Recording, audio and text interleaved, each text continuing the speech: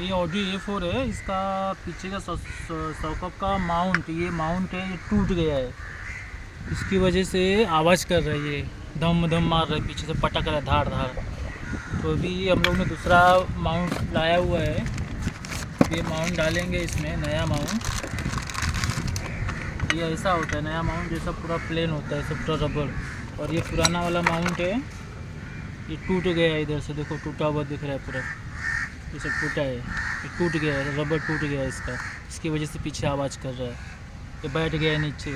अभी नया माउंट डालेंगे तो इसका प्रॉब्लम सॉल्व हो जाएगा। इस सॉकअप का ये हम दोनों साइड में डालेंगे, लेफ़्ट राइट दोनों डालेंगे। अभी इसको डाल के हम लोग ट्रायल लेंगे।